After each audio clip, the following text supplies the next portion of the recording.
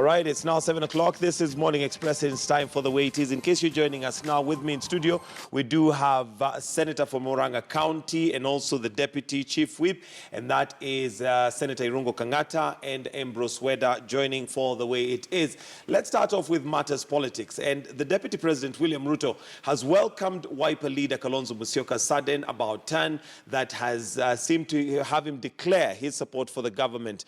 Ruto says that his friendship will enable leaders to work together for the common good of the nation. And as Rita Tinina now reports, the new friendship may have been in the making for a while. 10th September 2017, at the heat of the repeat presidential election campaigns. Bwana Kitendawili tunataka tumpumzishe. Amehangaika sana siku mingi. Na shida anahangaika, alafu tena ameshika Kalonzo anamhangaisha. Mara anamzungusha, anaenda kumketisha kwa lami. Anamfanyisha maandamano. Juzi mimi naona amembebesha pay bill. Ati Kalonzo sasa ndiye anazunguka na bakuli ya kuomba. Sasa hii 322 days later, mandugu zetu wa Wiper, sisi tunawaambia karibuni, tujenge daraja ya urafiki na undugu na umoja, tupeleke maendeleo ya taifa letu mbele, tuunge mkono sasa Big Four. This after Wiper leader Kalonzo Musyoka on Saturday declared support for the government. And the decision that we have arrived at is a result of full consultation. Ruto, who was speaking at the Ngunga Catholic Church in Matungulu constituency, Machakos County, says the move will ensure differences arising from the 2017 elections will be set aside. Uamuzi wa chama ya Wiper na viongozi wao wakiongozwa na Mheshimiwa Kalonzo Musyoka wa kuungana na Jubilee ni uamuzi wa muhimu, kwa sababu miale ya mambo ya siasa, vyeo, uchaguzi, mambo ya campaign, hiyo yote sasa imekwisha. But courting Kalonzo to join the Jubilee fold may have begun even before the August general election. Kalonzo sio mtu ya vita, sio mtu ya kwenda kukaa kwa lami, sio mtu ya kupiga watu na mawe. Kweli ama sio kweli? Si ni kweli? Yeye ni muungwana. Sasa mimi namwambianga sana, wewe Kalonzo, wachana na hii mtu ya kitendawili, kuja tufanye kazi na wewe. NASA leader Raila Odinga has been working with the government following the Building Bridges initiative, which was sealed with a handshake in March this year. And Kalonzo may be following in the footsteps of his NASA core principle as the coalition disintegrates. Rita Tinina, KTN News. All right, and well, that seems to be the way things are now. Let me start with you, Ambrose Weda. Kalonzo seems to have heeded to DP's advice. We had the DP advising him that he needs to, hook up with the government and carry on. It seems like finally he may have heard. I think Kalonzo, Honorable Raila having left them bare. The three of them cannot sustain opposition. That's Kalonzo, Wetangula and Mudavadi. They cannot sustain opposition because being in opposition requires various theatrics and antics and a lot of courage and so on and so forth. But Wetangula is on record saying that he currently now is the voice of the opposition. He's the opposition that's left. It is not what you say. It is what you do and how people respond that makes you the voice of the opposition. So when Honorable Raila woke up and saw himself and they failed to appear, and then eventually he went to shake hands with President Uhuru, I think they were left bare. And they were just covering face to find how they can come back. And the president and the deputy president would like a stable Kenya. And a stable Kenya requires that you have somebody like Kalonzo, somebody like Wetangula, somebody like Mudavadi. So it is just a matter of time that Wetangula will also come. You make noise so that a space is created for you. Honorable Raila came in and covered the entire open space. So they are making noise, then spaces are created for them. Then they come in until such time that it would be viable again to go back into opposition. Because when now 2021 comes, again, Honorable William Ruto will be seeking his space. And the easiest way to get space is to get rid of the entrance. Say, we brought you in, get out. So for this time, I think it is good for Honorable Kalonzo to come to join government and then to join in the support of President Uhuru. As to what he's coming to do, I really, really don't understand, because the place, they are too big. If you take Honorable Kalonzo, is too big. Honorable Raila, too big. They can only bring people. And then once they are in, they pray very hard that Honorable William Samoei Ruto does not tell them, now lie low inside. We brought you in, don't make noise here. Keep quiet the way Honorable Raila has kept quiet, and work from within and we accommodate. All right, Senator, your thoughts on Kalonzo joining, or rather, working with the government, which I think in Kenya is seen to be basically crossing the floor. As much as Wiper Party still remains, but working with Jubilee is almost silencing the voice of the opposition. To me, that's very positive. In an ethnically divided society, you need to have a system where almost all ethnic groups, they feel they're part of the government, they're part of the system, so that you create what Ligipat Arendt once said, that a consensus government is the best form of government, not only for ethnically divided society, but for any society. And therefore, to me, when you have a situation where Kalonzo joins the government, purportedly to represent the people of Lower Eastern. Then we have Raila Odinga with his major bloc. And then we have those of us who are already in Jubilee. To me, that's the best way for us to move this country forward. It ensures that no one feels he's outside the government, and that way the government is able to proceed and do its programs without the idea of anyone is being But then excluded. the question comes in of oversight and, just keeping the government in check. When we have what would have thought was a very strong opposition prior to the election, literally flagging out some of the ills that they feel government was not doing right, joining camps, then where does that leave us as a country? Then we only have one voice. Where are the balance and where are the checks and balances? I think you cannot have your cake and eat it. That is one of the major demerits of what we call a consensus government.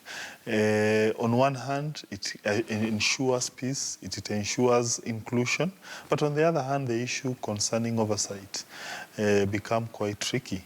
So I think the issue is for us to consider among all the scenarios, which one gives us the best opportunity costs or the lowest opportunity costs.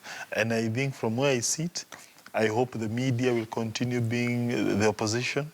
I hope, yes, I think also, even if you are co-opted into the government, you're not going to keep quiet whenever you see something wrong happening. We hope for that. I know that can also happen. But all factors remaining constant for the peace of the country, everyone should be part of the government. All right, whether the dangers of having the media as the only opposition, according to Rungu Kangata. I feel sad. God Almighty, where are you? The work of oversight. We specifically elected people that are raking in millions of shillings to do it on our behalf. We did not elect Honorable Raila or Honorable Kalonzo or Honorable Wetangula was, but Kalonzo, Raila, Mudavadi, we have not elected them to do oversight for us. We have elected the Kangatas of this world to do oversight for us. So when they wash their hands and leave it, and then they say media, and then when they go to the same parliament, they say, we will ban you, we will scrap you, we will do what? They are simply telling Kenyans, you are on your own. It is our time to eat, and we don't care. As long as Raila is not making noise and Kalonzo is not making noise, Kenyans, you are on your own. How do you give? These are private institutions, businesses. How do you tell them the role of protecting Kenyans we have given you? Now, surely. No, yet they've been elected to represent the people. And they're earning millions of shillings monthly. No, can I oversight. explain my point? Yes, can I explain my point? My point is, we may have, the oversight of Parliament as an institution will continue. I agree, we are there because amongst the several roles we have is to oversight. So that has nothing to do with corruption of people like Kalonzo or Raila into the government. That has nothing to do with that. I would imagine your question was about the oversight by the opposition. It is the one There is that level of oversight by the opposition. For the one concerning Parliament as an institution, that will proceed, whether we are in government or not. That is the basic role of Parliament. We must proceed with it. And that has not been impacted at all by people like Kalonzo and Raila Odinga joining. Okay, whether do you foresee... I think the question you may be asking, and which I think is quite a mute, is when you have people like Raila Odinga or people like Kalonzo Musyoka, or their troops in Parliament, because they are not part of the government, what happens to their traditional role as oppositionists? But otherwise, the issue concerning Parliament... And not just traditional roles. Let's look at an issue like electoral malpractice, which, of course, has made Kenya flare up many, many times. It was one of the big agendas that the opposition was carrying as a question mark before we go to the elections. We do know that even according to what the Chief Justice has said, it would be done again. And the biggest, one of the biggest players, let's say, is the electoral body. The fact that it was not fair, it was not credible, it was not transparent, according to the August 8th nullification. Whether, what happens to all those things now when we have Honorable Raila Odinga basically supporting government, we have Kalonzo Musyoka supporting government, Moses Wetangula, we know he had more or less pulled out or said that NASA is dead, we don't know where he is right now, but you also have somebody like Musalia Mudavadi who's never opposed the handshake, meaning he might be for it. Maybe he's playing, you know, quiet to see where to play. I think let's get it clear. We, for a long time, we did not have official opposition until the coming in of multi-party democracy. But we had members of parliament who, over the years, stood on the ground of oversight. Throughout, people like Kajona, Koigi Wawamere, Dr. Jibule Watsuma, all this, I don't know, that time must have been in school. And they stood for us, Martin Shikuku, and we would be looking every day. And they did a good job. Now we made official opposition official. Now we pay you people to do it for us. Now you have raised your hands. One thing I can assure you is that Kenya is a dynamic society. Honorable Raila Odinga and Honorable Girungu Kangata and Honorable Kalonzo Musyoka, they may join themselves in eating, but new people will come up. They are coming up. They are coming up. Magona will come back. Weather will rise. All these things. The eating will not just go on milele na milele as we cheer you. It is, the curtain is falling on a team, and a new team is coming. What is still sad is that the ones we are paying, they made sure that they're quiet. You remember when Murkomen when Wetangula made some noise, he was hit and removed. When Murkomen made a little noise, hit and removed. It to shun and ensure that there's no position from within. But that eating, especially corruption and so on, and slashing of budgets here, and then you come, it will not continue forever. One day you may wake up and you just find Kenyans are saying, away with the parliament, away with all these shenanigans, we want to start afresh. So you better go back to your role. I want you, when you go back to the Senate, stand up for the people of Murang'a and the people of Kisumu and the people of Elgeyo Marakwet and talk on their behalf, especially now there's hunger, there is poverty. And Senator, does it mean that when one is in government, they cannot differ in opinion? Does that mean that they have to sing the government tune, regardless of the fact that it might be against the people that you represent? No, I disagree. No. We'll continue oversighting government, and there are several instances where even the current parliament has been able to expose corruption scandals. A good example is the National Lands Commission. The corruption in National Lands Commission. Those people, for instance, the other day, they went and allocated a government land in Ruaraka, and they proceeded to give what is called compensation to land that ideally belonged to the government. A report was prepared by the National Assembly Lands Committee, which exposed that corruption. And I think any time from now, the Director of Criminal Investigation and also EACC, they should be arraigning those people before court. I think DPP should be explaining to us why is it that officials of National Lands Commission, they are not before court. And that is the work of Parliament, a very good work that was done by Parliament. So, and several other scandals, which this Parliament and several other parliaments have continued to expose. Remember the Anglo leasing scandal? It was Parliament that exposed it. Remember even the Golden Bag. It was Parliament that exposed all those scandals. So therefore, Parliament, notwithstanding whatever arrangements that may be there, it will continue exposing those scandals. That is why you are finding, recall the other day, there was an investigation on sugar, the sugar scandal. But when an interim report was brought before the National Assembly, it was rejected by the National Assembly. And everyone agreed, yes, that rejection was quite okay.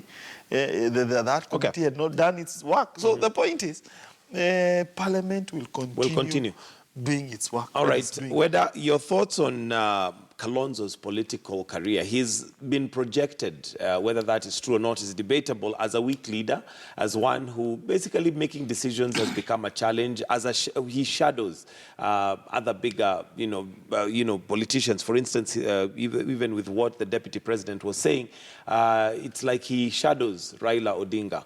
This seems to have happened again. Raila crosses the floor and, with a handshake now is supporting government projects. Kalonzo initially looks a little bit lost, demands to meet the president. That doesn't happen. Now he says that, yes, we are in support of government, and the deputy president welcomes him. Do you think that's damaging to his political career as a strong leader? Honorable Kalonzo Musyoka is not a weak leader. Is a fairly strong leader. What Honorable Kalonzo misses out is that he has two faces. What in the Bible would be a hypocrite, and therefore difficult to trust. You cannot know what he's standing for. But he's a very good, if you ask me, a good leader, fairly honest, fairly straight. But the day he left Kenya to join Honorable Mwai Kibaki to be vice president, and he went in alone without other canvas, at a time when Kenya was bleeding, there was blood all over. Then people said, who is this? And that's when he lost it. And then when he lost it also, he doesn't have people around him who tell him, take this firm position, go this. When you have the likes of Mutua, my professor, Professor Kebwana, who is a very firm man and straight, around threatening to take over the kingship, then you become undecided. So his indecision has something to do with this double face, and that is very damaging. Why is not the leading person today is the fact that you can't trust what he tells you. He may tell President Uhuru, I'm joining you tomorrow, then the next day he changes. If God would go again back into his heart so that he becomes one, an integer, one. If he says no, the way he used to. Stand for the no. If he says no, it is no. If he says yes, then people start trusting you and follow. The reason why people follow Raila is that he takes decisions. Some of them are very, very unpopular and very bad, but he keeps on building. He has now turned and says, Canaan is Uhuru. And he's building it, and he'll build it. By the end of this year, actually, we will all believe. That Canaan was Yes, Jubilee. and we were, now when the likes of Weda go and say, but we used to tell you that instead of this dancing and kelele, let's join President Uhuru, and from him, let's work up to get power. Now he has done it, and it works. So, Honorable Kalonzo just needs to re-engineer. Okay.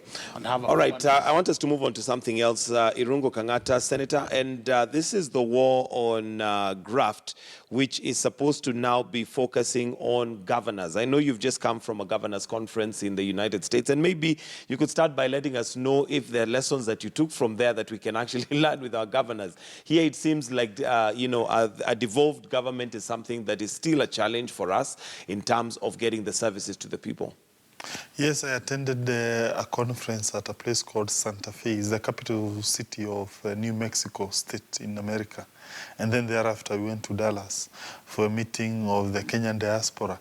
I was accompanying several governors, including people like Professor Nyang' Nyong'o Ngilu, Laboso, chairman of CUG Nanok, several governors. We were only 3 senators.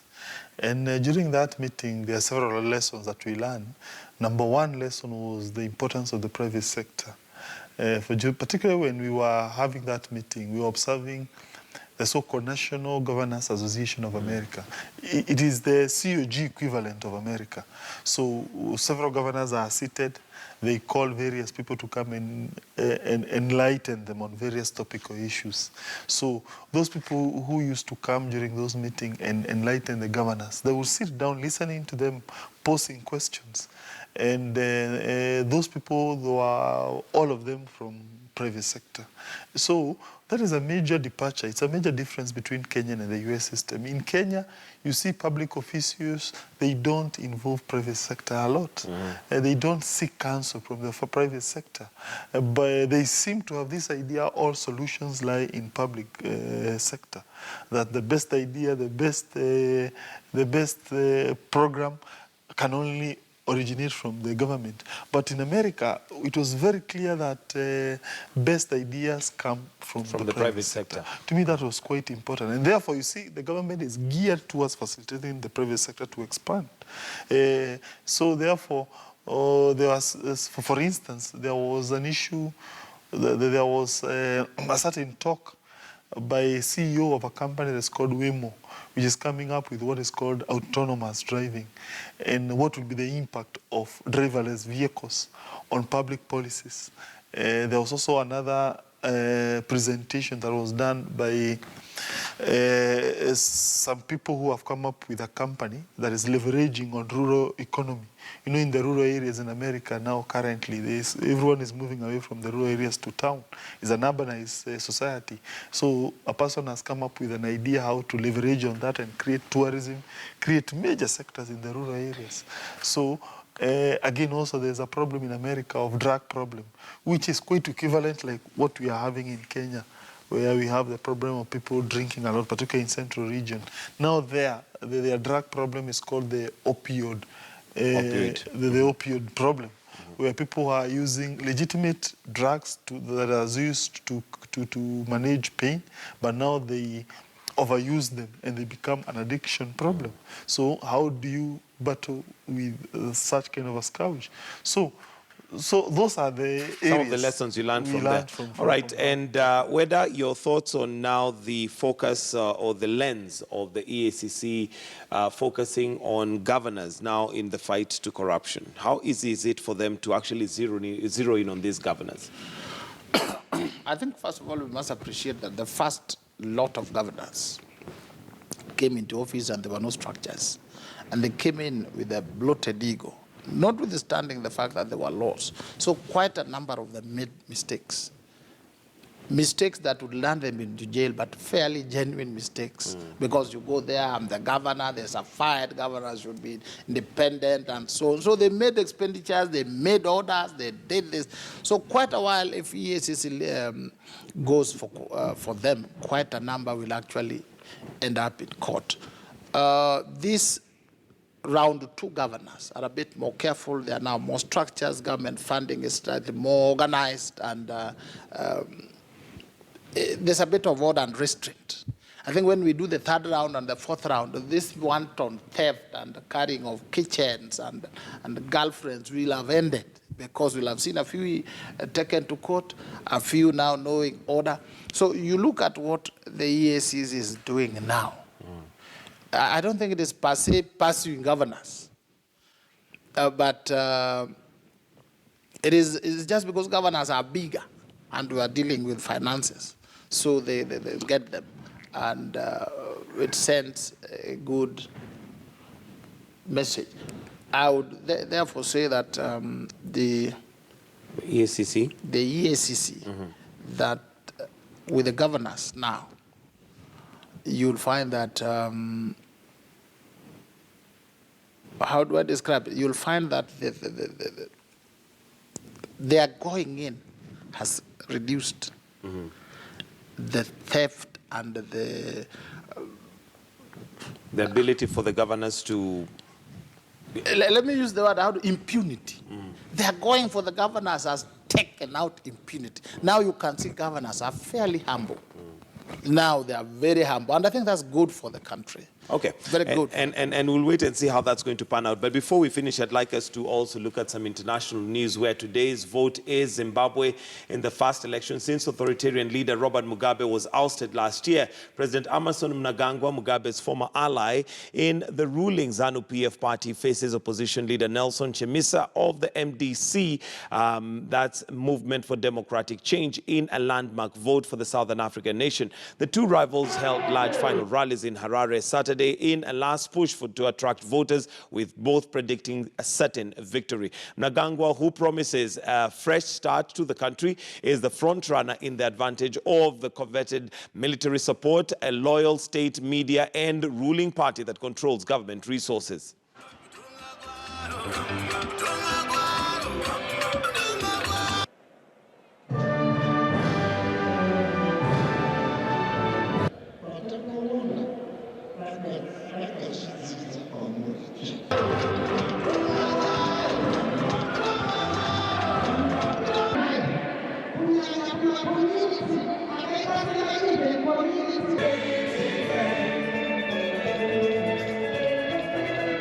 On Monday, this coming Monday, we will win the elections. We are voting for the future. We are not voting for today or for tomorrow. We are voting for generations to come. Together we will unlock the potential of our beloved homeland. This January this year, our economy, in terms of GDP growth, has grown. From 2.7%, we are now around 4.8%, and the projection is that we are likely to reach 6% by the end of the year. For the first time in the history of our country, this time around, our election across the board, every political party has been able to go wherever they want, when they campaign wherever they want, talk to whomever they want, because we enjoy and we cherish this democratic space. Senator, let me start with you on with your closing comments, but also your thoughts on Zimbabwe, a new day, the first election that they're having since, with Mugabe not being on the polls this time. Personally, I'm voting for Mnangagwa, ZANU-PF. It will be very unfair for Zimbabweans to punish him. He has liberated them from a despot, and then surely they kick him out. They have tried all means to get Mugabe out. Mugabe. Then the guy who has done that, then is kicked out. To me, that would be very unfair. It may even give some incentives to those people who had voted for Mugabe. They will say, we better have stuck with Mugabe. Yes. But also, most importantly, I've also listened to that guy. I've seen him... Chamisa or Mnangagwa? No, the ZANU-PF Mnangagwa.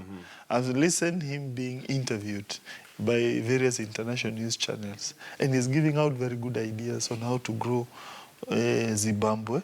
I've also watched a certain advertisement in the international news channel where I think his government has sponsored an advert saying they are now open to business. And therefore I got an impression he seems to know what he's doing. There is this argument that he has been with Mugabe for a very long time, and therefore he is part of the corruption and those problems that have bedeviled Zimbabwe. I disagree with that notion because, one, I know several leaders who have been part of a bad system. But once they have been given that position, they turn to be good. And the best example is the guy called Deng Xiaoping, who changed China to become now a very strong society. Deng was part of the Communist Party. From 1949, when they captured Beijing, up to whatever period. And he was part of that system that caused a lot of untold suffering to the Chinese, including the so-called Cultural Revolution, where so many people died.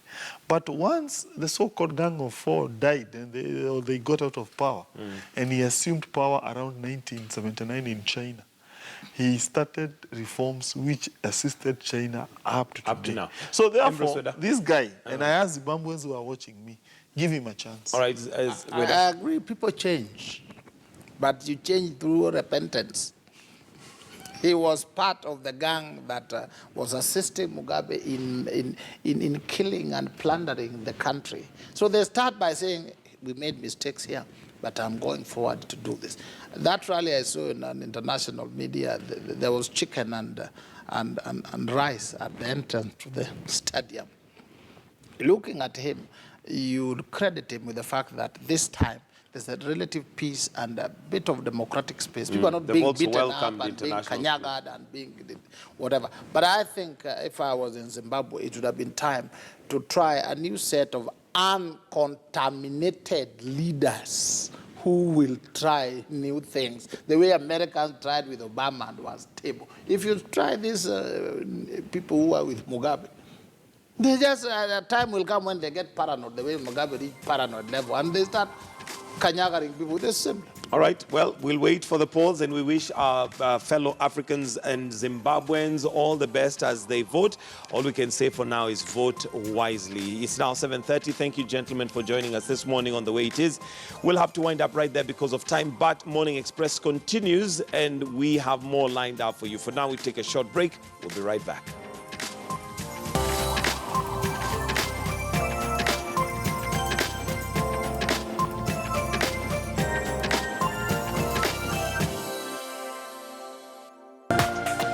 This is KTN News.